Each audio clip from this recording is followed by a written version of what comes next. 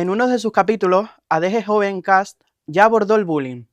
En esa ocasión, desde un enfoque profesional, desde el análisis de quienes trabajan cada día para prevenirlo y abordarlo. Pero hoy cambiamos las perspectivas para escuchar algo igual de importante, la experiencia en primera persona.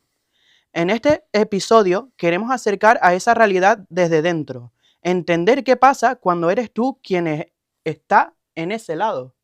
Hoy nos acompaña Iñaki Zubizarreta, exjugador profesional de baloncesto, que vivió el acoso escolar durante su infancia y adolescencia y que ha decidido transformar esa experiencia en un mensaje de conciencia, apoyo para otros y otras jóvenes.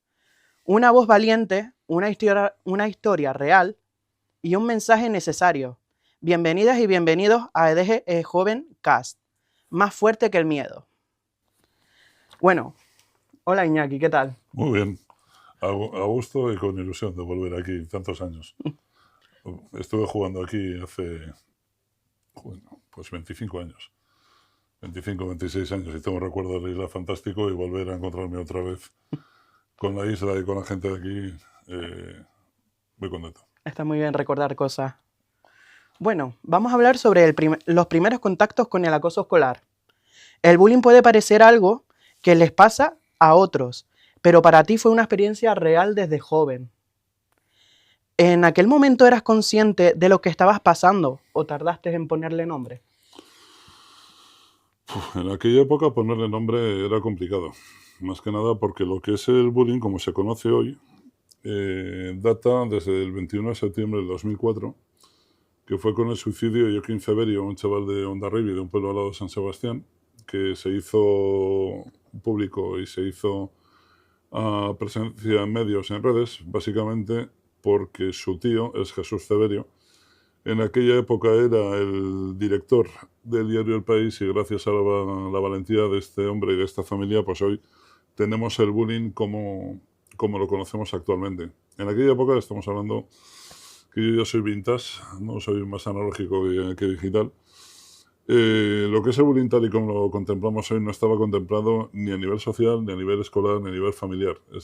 Te mandaban allí, te decían te tienes que hacer fuerte y era la realidad que nos tocaba vivir. Ponerle nombre, al final se llama maltrato. Y lo que es el acoso escolar, tal y como se piensa la gente, ya creo que es un término que hace tiempo que se ha quedado bastante corto, porque ya no solamente es lo que pasa en los centros escolares, sino que todo extrapola fuera de los centros y sobre todo hoy con la realidad de las redes sociales, que es donde está realmente el problema. Mucha razón tiene. Hay muchas personas que le llaman, por así decirlo, que son cosas de niños. ¿En ese entonces eran? Son cosas de niños hasta que les toca el suyo. Mira, para que se quede cualquier tipo de violencia, siempre se cumplen tres premisas. La primera es, se minimiza, son cosas de niños, hasta que les toca el suyo. La segunda es, se justifica, no, mi hija no, mi hijo no, cuando muchas veces no saben realmente qué están haciendo los hijos. E incluso cuando te dicen, no, es que viene de una familia desestructurada y parece como que porque venga de una familia con realidades duras, como que se justifica que puedan hacer pues esos actos, que muchas veces los que vienen de familias desestructuradas son víctimas de sus propios mayores, tienen una rabia ahí contenida que no saben canalizar, no saben dirigir, y eligen a alguien de su centro, de su clase, que es donde conviven, y repiten exactamente los mismos patrones que reciben de sus mayores. Muchas veces ni el malo es tan malo y hay historias detrás que muchas son muy duras y son chavales muy perdidos. A algunos se les puede sacar, a otros no. Todo depende del fondo y lo que quieran, porque lo que tengo claro y he aprendido con los años que por muy duro que me resulte reconocerlo, que no se puede sacar a todo el mundo. El que quiere y está dispuesto a poner por su parte, desde luego ese saldrá y se le ayudará, pero el que no quiere, hay algunos que tienen que vivir el infierno para conectar con la realidad y aún así quizá algunos no salgan. Muy bien.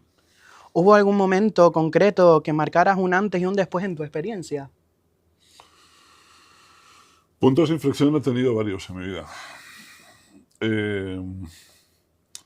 El primero lo tuve después de una situación muy desagradable, que una experiencia que me hicieron vivir, que es de las más guarras, hablando claro y mal, que he vivido en mis 54 años que tengo actualmente, y me lo hicieron vivir con 11 años, en el cual me llevó a plantarme delante de un acantilado para quitarme la vida.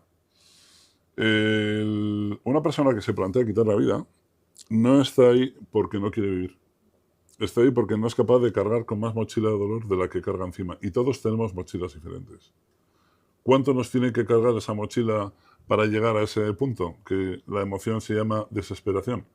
Pues a veces con un insulto o una mala palabra a destiempo es posible que la gente haga el clic, y por eso creo que es importantísimo cuidar ya no solamente lo que se dice, sino también el cómo se dice. Y ahí es algo que a nivel social también hay unas carencias importantes. El primer punto fue en ese acantilado, cuando me planté pues ya con intención de dar el salto. Al final no lo hice, pero ese fue un día que fuera parte del miedo, esa autoestima tan destruida, esa imagen tan tóxica que tenía a mí mismo. También nace pues la ira, el odio, el rencor, ese asco tan profundo a la gente que te trata mal, pero sobre todo, ya son unas cosas más complicadas luego a la hora de sanar, es esa decepción hacia esas personas que podían haber hecho algo y que no lo hicieron. Porque ya no te queda tan mal recuerdo de la gente que te trata mal, sino que te queda esa decepción de la gente que podía haber hecho algo y que no lo hizo. Y gestionar eso ha sido complicado. Y luego también, ya más de adulto, ya una vez que ya empezamos a recuperar y a sanar el niño roto, lo que pasa es que aquí también nos encontramos con otro reto, porque dices, ¿por qué es tan complicado sanar un niño roto cuando somos ya en edad adulta? Pues básicamente porque ya no solamente se trata de sanar ese niño, esa niña rota que llevamos dentro, y lo que no se puede es parchear, y tenemos que sanar todos los elementos que hoy hemos venido a la isla para dar claves también de cómo recuperar. Pero el reto es, fuera parte de poder recuperar ese niño, esa niña rota que llevamos dentro, metida en el miedo, que lo que quieren es que le traten bien, hay que recuperar al adolescente metido en la rabia, que malinterpreta justicia y venganza, y hay que recuperar también al adulto ya cansado, que lo único que quiere es paz. El camino, desde luego, no es ni a corto plazo, ni es inmediato, y yo, desde luego, he tenido la grandísima suerte, porque de aquí no he salido solo, de encontrarme gente en el camino con un valor increíble, que han sido mi suelo cuando estaba caído, que han sido mi luz cuando estaba absolutamente cegado, que me han querido cuando yo me odiaba contra mis fuerzas, y gracias a ese amor incondicional que me han ofrecido, son gente que para mí son más importante que familia, y gracias a ellos pues he podido conectar, recuperar, ya no solamente la parte racional, sino también la parte emocional, ¿no? Que hay que recomponer las dos partes, que son dos mecanismos completamente opuestos, pero al final lo hemos conseguido. Y el propósito siempre es que no se repitan historias como la mía. Hablamos de una sobrecarga en el niño o la niña que lo esté pasando. Sobrecarga, es que hay realidades que son complejas, que nos enfrentamos a tener que enfrentar ciertas historias con edades muy tempranas, que nos queda una marca, además con la intensidad, ¿no?, con la que se vive la infancia y la juventud, que luego sanar no es nada fácil, pero desde luego muchas veces te desborda, sí. Y una cosa que no se tiene es paz. Bueno, vamos a pasar a otro punto de lo que vamos a hablar, que se llama, por así decirlo, lo que se ve y lo que no. Muchas veces el acoso escolar no es solo físico, sino también psicológico, social y a veces cibernético. ¿Por qué crees que muchas veces cuesta tanto detectar el acoso, incluso para las personas muy cercanas? Muy buena pregunta. A los chavales, por parte nuestra, a los adultos, sean profesores, sean padres, sean entrenadores, sean equipos de diferentes disciplinas deportivas, etc. Básicamente, por parte nuestra, ¿qué necesitan? Lo primero, un espacio de seguridad. Y lo segundo, atención sin crítica. Y con esto, ¿qué hace falta? Presencia. En los centros escolares, ¿cuáles son las ubicaciones, los enclaves donde siempre se da el acoso? Siempre es en patios, pasillos, en comedores y en los baños. ¿Y por qué siempre pasa en esos enclaves? Básicamente porque normalmente hay una carencia de presencia. A veces hay estancia, pero la estancia no implica que haya una presencia. Pero yo puedo estar aquí con el teléfono móvil hablando contigo, yo estoy aquí, hay estancia, pero no hay presencia. ¿Me explico? Sí. Entonces es importante, porque es una responsabilidad de todos, y sobre todo no minimizar, no justificar, no ignorar y sobre todo ponernos todas las pilas porque es mucho más allá que lo que es el acoso escolar, es un problema social que hace bastante tiempo que se nos ha ido de las manos. De hecho, desde que hemos salido de pandemia ha aumentado todo más de un 500% y se estima, ¿no? Ha salido recientemente un reportaje que han hecho un estudio de chavales entre 14 a 19 años. La causa principal de decesos es el suicidio. Y más del 80% viene derivado de las realidades de los colegios. Es una auténtica barbaridad. Y lejos de ir a menos, está aumentando. Y las redes sociales, la falta de control y sobre todo en las redes sociales, lo comentaba antes, fuera cámaras, es una realidad que da mucha fuerza a los tontos y a los cobardes. O sea, tú ves X, el antiguo Twitter, o sea, yo me la he quitado ya porque desde el anonimato, la valentía, entre comillas, de la gente, además con ánimo de hacer daño, o sea, me parece súper cruel y es que no puedo con eso.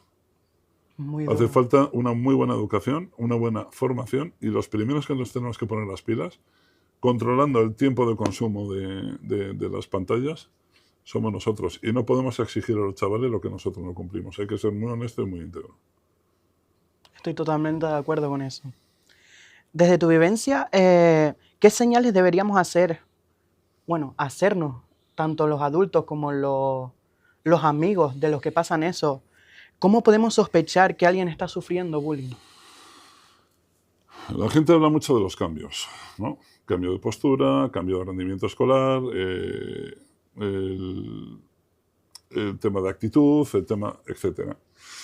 Pero yo voy un poco más allá. Está un señor, Jesús Pernas, que es mi mentor, y él siempre habla de los silencios prolongados, de las sonrisas forzadas y del grito en la mirada. Si no sabemos leer esto, desde luego, atinamos muy fino, pero siempre que hace falta, presencia. Tienen que estar presentes tanto los adultos como, y no solo los adultos, sino los propios familiares, porque es importante que estén a su lado. Te hago y que una les den pregunta. Ahora te atención. voy a hacer una pregunta yo a ti, si me permites. Sí. Cambiamos un poco los roles. Vale. ¿El bullying por qué se da? No se sabe. O No, sea, no, ¿por qué existe el bullying? por personas que... Siempre es porque hay espectadores que lo permiten. Y dices, ¿y por qué se hace el bullying? O sea, si te hacen el bullying a ti, por ejemplo, ¿por qué piensas que puede ser?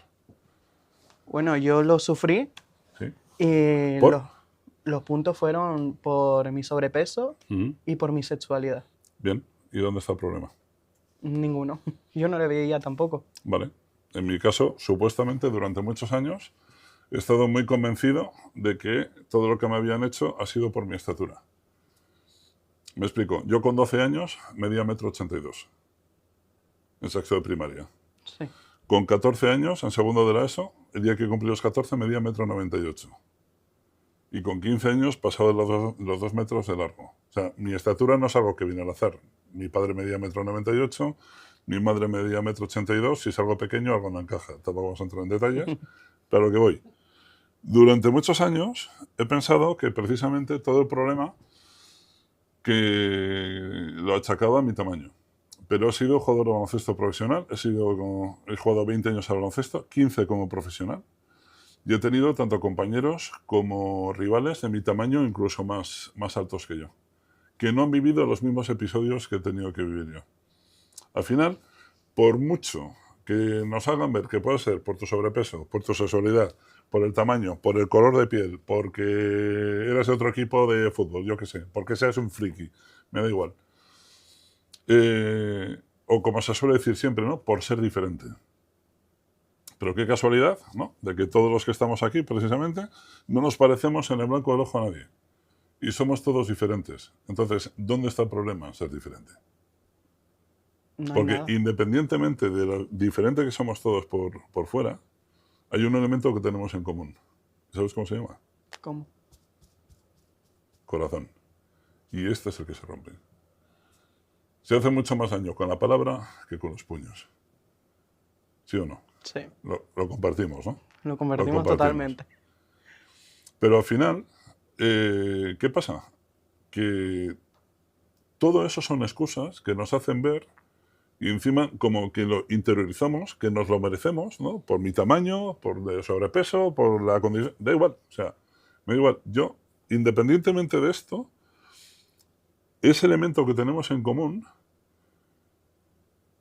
es donde tratas a personas. No hablas de etiquetas, de géneros, de colores de piel, de físicos. Hablas de personas. Y al final, aquí, una pérdida dura, ¿no? Se te muere un hermano, por ejemplo. Sí. ¿Te va a doler diferente que a mí, por ejemplo? No. No. Si te tratan mal, ¿te va a doler diferente que a mí? No, pero la herida siempre queda aquí, ¿eh? Y muchas veces podemos arrastrar historias de casa también, añadidas, que aquí también tenemos para hablar largo y tendido. El motivo real por el que se hace la cosa, ¿sabes cuál es? Porque te eligen. Yo no conozco a nadie que se preste voluntario para que le traten mal. Y si te han elegido es porque podemos tener nuestras historias, nuestros complejos. Yo he sido muy acomplejado, odiaba mi cuerpo durante muchos años. Y al final aceptas. Cuando ya te empiezas a aceptar, es cuando ponemos los límites, empezamos a decir los nos y no te quedas con su regalo. ¿Me explico? Sí, y tienes toda la razón. Me explico. Y al final no hace daño al que quiere, sino al que puede. Pero si tú no les dejas, la clave siempre vas a ser tú. De esto vamos a hablar mucho estos días. O sea que... Pues bueno, vamos a hablar ahora del entorno, de lo que es el silencio y apoyo. En situaciones de acoso, el entorno juega un papel clave. ¿Qué papel tienen los testigos en una situación donde se crea el bullying?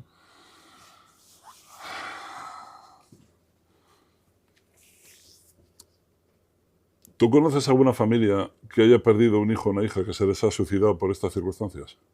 No. No. Yo he perdido la cuenta con las que estoy ya. Estamos hablando de que esas familias, cuando tienen una pérdida tan traumática, tan sumamente dura, tienen que enfrentar a un dolor que no tiene nombre. Si perdemos por ley de vida a nuestros mayores, padre, madre, seremos huérfanos. Si pierdes una pareja, viudo o viuda, ¿sí? Si pierdes un hermano o pierdes un hijo, ¿cómo se llama? Es un dolor tan sumamente cruel, tan sumamente duro, que no tiene ni nombre ni definición en ningún idioma ni diccionario. Vale, pues en este país la media de suicidios es de 4 o 6 al día. Estamos hablando de más de 1.700 suicidios al año. Ojo. Y a veces con una palabra hubiese sido suficiente. El entorno, clave, como te he dicho al principio. El bullying, ¿por qué se da? Porque hay espectadores que lo permiten. Los silencios. Pero tú ten en cuenta que para cargarse a alguien no hace falta pegarle un tiro, darle un navajazo o meterle una paliza. Con complicarle la vida cada día y llevarle a la desesperación y que ya se plantea atentarle la vida, es como si están apretando el gatillo. Esto no es un juego. ¿Me explico? Pero la gente que lo ve y calla, ¿qué responsabilidad tendría con respecto a si se llegara a esta situación con el suicidio de ese compañero o compañera? ¿Cuánto? Muchas. No. ¿No? Toda. Somos responsables de lo que decimos, de lo que callamos, de lo que hacemos, de lo que permitimos hacer y lo que dejamos de hacer. Y la inacción también es una opción, que no lleva a buen camino. Entonces, los silencios son los que matan. Esto es lo que vamos a trabajar con las charlas con los chavales, que les doy las claves de cómo interpretarlo y sobre todo qué es lo que tienen que hacer todos. y hablamos mucho, sobre todo es importantísimo romper los silencios.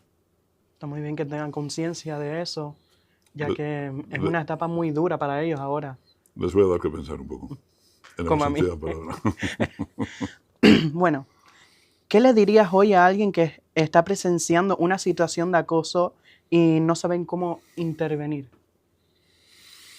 Mira, hay una cosa, llevo ya muchos años dando charlas, formaciones, me encuentro con realidades durísimas y hay una cosa que me choca muchísimo y es lo poco y mal trabajado que está el término chivar o informar.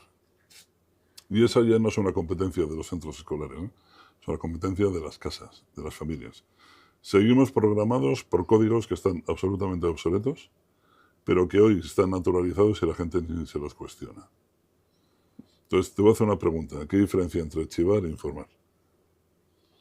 Informar, le estás dando una información ¿Mm? que es necesaria, ¿Para? o sea, para que tengan en cuenta cualquier situación, ¿o no? ¿Y chivar? Y chivar es lo mismo. No, no lo mismo, sino que los niños le llaman a informar chivar. ¿Por qué? Porque estás delatando. Aquí estás en la trampa. Y dices, ¿y por qué? La gente que hace el acoso, independientemente de la edad, los patrones siempre se repiten. Hay dos herramientas que utilizan francamente bien. La primera, ¿cuál es? Obviamente es el miedo.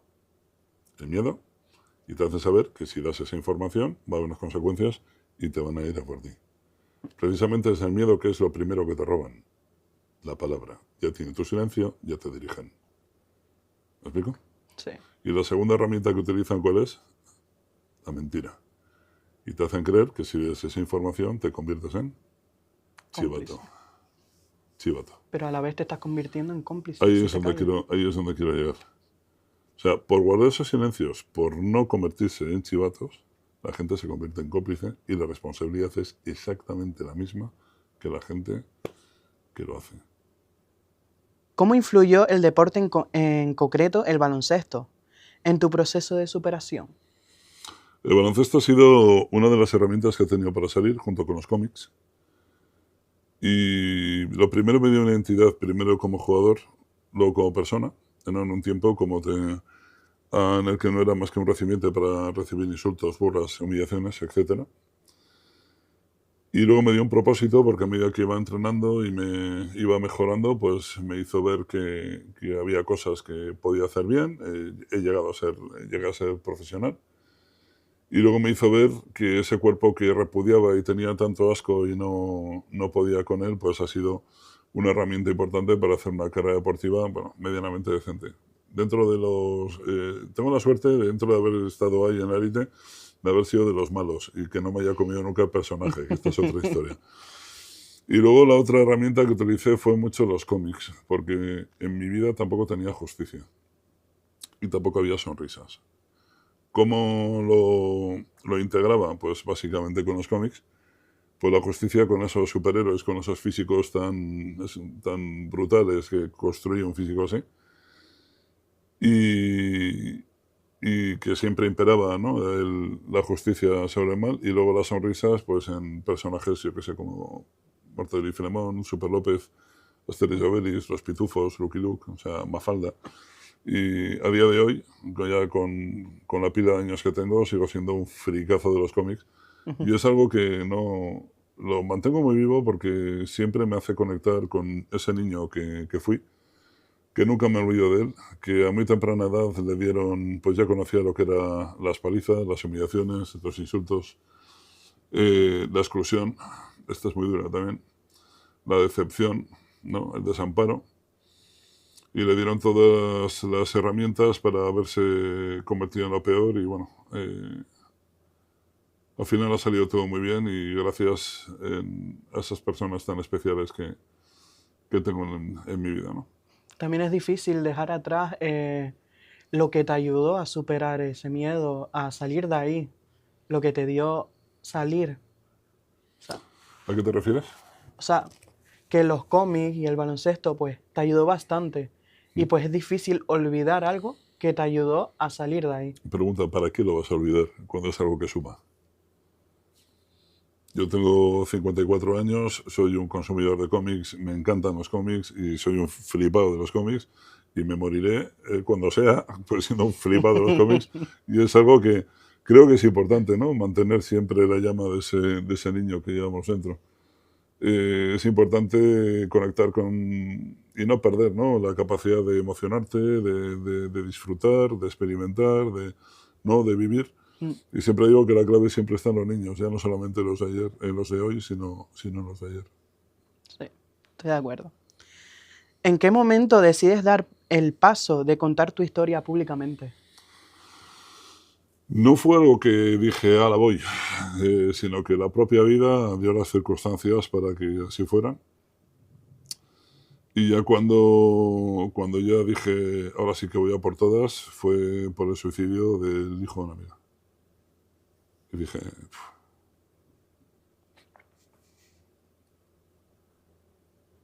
y no más.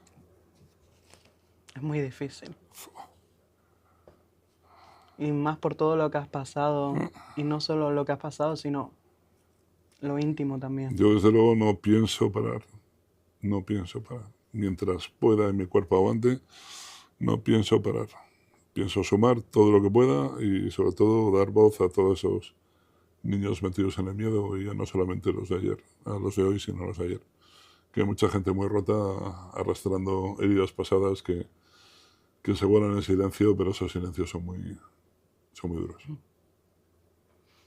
Bueno, vamos a hablar de la prevención, los mensajes y esa conciencia que te deja. Hoy utilizas tu experiencia para ayudar a otros y otras jóvenes. Si pudieras cambiar una sola cosa del sistema educativo o social respecto al bullying, ¿cuál sería? Solo una. Hay bastante. Yo creo que una cosa no cambiar, sino creo que es importantísimo. Me llama mucho la atención, o sea, no, yo no soy nadie para cuestionar en cómo se hace el trabajo, no soy docente, pero me sorprende la poca formación que tienen para poder afrontar realidades tan duras como esta. Y hay gente que quiere y que no se les permite. Entonces creo que sería importantísimo invertir en una buena formación, tanto en docentes como en familias, para poder prevenir y luego no dando ejemplo a los chavales, sino siendo el ejemplo a los chavales. Estoy de acuerdo. Vamos a ver. Y para terminar con esta ronda de preguntas, ¿qué le dirías a un niño, niña o adolescente que ahora mismo está sufriendo el acoso? Mira, salir de ese miedo es muy complicado. Ya no solamente es decirle a ese niño, a esa niña que está sufriendo, yo voy más al que lo ve y lo permite. La clave está ahí.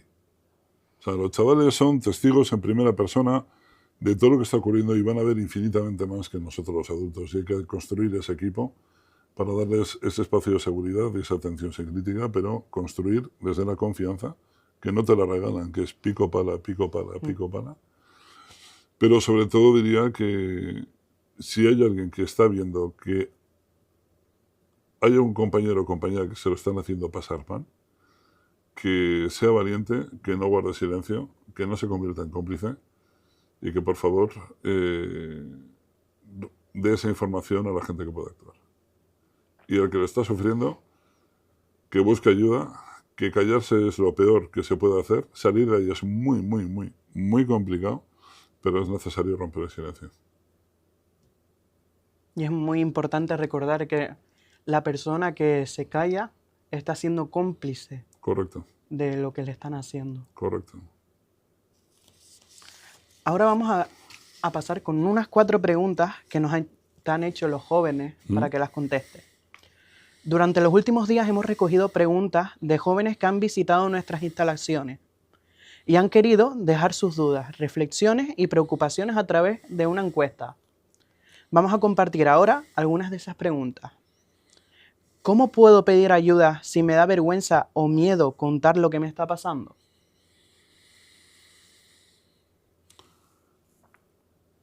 La persona valiente o cobarde no se define por tener miedo, no. De hecho, una persona que carece de esa emoción, y hablo de persona, no de géneros, son personas muy peligrosas. No miden las consecuencias, se llaman sociópatas, psicópatas, etc. Son gente muy, muy peligrosa. La persona valiente es la que, a pesar del miedo, lo afronta y actúa. Y la persona cobarde es el que mide la tenaza y se para. En un momento dado, ni todos somos tan valientes, ni todos somos tan cobardes, pero hay miedos que ya no solamente se trata de que hay que superarlos, sino que en un momento dado hay que dejar que te atraviesen. Hay que echarle mucho valor. Pero lo peor que podemos hacer, insisto, siempre es guardar silencio. Estoy muy de acuerdo con eso. Muy importante que hablen. Y no solo con alguien, por ejemplo, con sus amigos, sino con su propia familia hablarlo. Correcto. Si un amigo o una amiga está siendo acosado, ¿cuál es la mejor manera de estar a su lado sin empeorar la situación? Lo que pasa es que aquí no existe una fórmula mágica. Porque cada persona somos un mundo. Y dentro de los amigos que puedas tener, uno los gestiona de una manera, otros de otra, ni peor ni mejor, simplemente diferente. Entonces, el cómo dar una clave, no me atrevo. No me atrevo porque todos somos un mundo y no existen claves, ni existen... Simplemente es afrontar lo que hay, ver lo que hay, analizarlo y actuar. Pero, sobre todo, silencio, insisto, soy muy pesado con esto. Pero Nunca. Nunca. Ahí hay que ser pesado con esto. Mucho. Venga. ¿Qué hago si el acoso ocurre también en redes sociales? Es que el gran problema hoy son las redes. Hablamos ya de ciberbullying. Sí, pero es que es la realidad de hoy. Y encima ahora que se ha implementado lo que es la IA, donde hacen esos montajes fantásticos que libren la imaginación y la crueldad de la gente. Y las redes sociales, yo desde luego jamás publico nada personal. Nunca. Nunca me hago ninguna reivindicación, jamás me hago una crítica a nivel social, siempre todo en mis redes sociales, hablo por mí, las tengo enfocadas a que la puedan ver los chavales y siempre es superación. Pero, desde luego, dar mucha información en redes o en cualquier sitio, ahí se te abren muchas puertas y se corre mucho peligro. Nunca compartas información personal, nunca compartas ubicaciones, ni si estás por ahí, cuando estás por ahí, si quieres a la vuelta a compartir algo, pero cuanto menos mejor. Está muy bien saber esa información. Vamos, ya he intentado pedir ayuda y no ha funcionado. ¿Qué alternativas tengo ahora? Buena pregunta. Pues en casa no hacen nada, en el colegio no hacen nada. Pues acercarte a servicios sociales y aquí en el centro y pedir ayuda porque hay gente que está por ahí para quien lo necesite. Desde luego que aquí tenéis un entorno que sois muy privilegiados porque no en todos los sitios tenéis las facilidades que tenéis aquí. Sí, aquí actúan también los profesionales de una forma que acogen a toda persona que venga. Ahí están. Y no miran ni físicos, ni miran condiciones sexuales, ni miran... Intentan ayudar. Y valoran la persona. No miran las etiquetas. Pues bueno, Iñaki, hasta aquí el episodio de hoy en ADG Joven Cast. Hoy hemos hablado del acoso escolar, pero sobre todo hemos hablado de superación y de la importancia de no quedarse en silencio. De cómo una experiencia difícil puede transformarse en un mensaje que ayude a otros y a otras. Queremos agradecer a Iñaki Zubizarreta por compartir su historia, su honestidad y su compromiso con la concienciación sobre el bullying. Recuerda que puedes ver este y todos nuestros programas en el canal de YouTube de ADG Espacio Joven. Dale like, suscríbete y activa la campanita para no perderte los próximos episodios. Desde ADG Espacio Joven, gracias por escucharnos.